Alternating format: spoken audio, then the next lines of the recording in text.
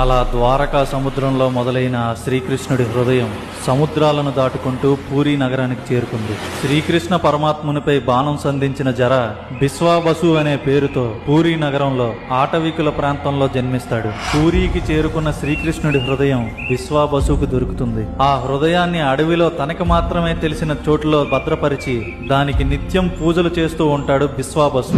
బిశ్వాబసు ఆటవికులకు రాజు. తన వల్లే జగన్నాథుడి విగ్రహాలు సకంలో ఆగిపోయాయని బాధపడుతున్న ఇంద్రజమునుడికి బ్రహ్మ పదార్థం బిశ్వాబసు రాజ్యంలో ఉందని తెలుసుకుంటాడు.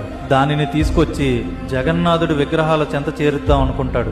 బిశ్వాబసు కూతురిని పెళ్లి చేసుకోమని ఇంద్రజమునుడు తన అనుచరుణ్ణి పంపిస్తాడు. తన కూతురుతో వివాహం జరిగిన తర్వాత బిశ్వాబసు తన అల్లుడికి కళ్ళకు గంతలు కట్టి అడవి మార్గంలో తీసుకెళ్లి ఒక గుహలో ఆ బ్రహ్మ పదార్థాన్ని చూపిస్తాడు. అది చూసిన అనుచరుడు ఇంద్రజమునుడికి ఈ వార్తను చేరవేస్తాడు. వెంటనే ఇంద్రజమునుడు తన సైన్యంతో బిశ్వాబసు పాలిస్తున్న రాజ్యానికి బయలుదేరతాడు. ఇంద్రజమునుడు బిశ్వాబసుని కలిసి ఆ గుహ దగ్గరకు తీసుకువెళ్ళమని చెప్తాడు. రాజాజ్ఞ మేరకు బిశ్వాబసు గుహ దగ్గరకు తీసుకువెళ్తాడు. చూడబోతే అక్కడ ఆ బ్రహ్మ పదార్థం కనబడదు. అది కేవలం బిశ్వాబసుకు మాత్రమే కనిపిస్తుంది. అప్పుడు శ్రీకృష్ణ పరమాత్ముడు ఇంద్రజమునుడికి కనిపించి బిశ్వాబసు మాత్రమే ఆ బ్రహ్మ పదార్థాన్ని చూడగలడు, ఆ బ్రహ్మ పదార్థాన్ని నా చెంతకు చేర్చగలడు అని చెప్తాడు. అలా ఆ బ్రహ్మ పదార్థం పూరీ జగన్నాథుడి ఆలయాన్ని చేరింది. ప్రతి 12 నుంచి 18 సంవత్సరాలకి నవకళేబర ఉత్సవం జరుగుతుంది. అంటే జగన్నాథుడి పాత విగ్రహాలను తీసి కొత్త విగ్రహాలను తయారు చేస్తారు.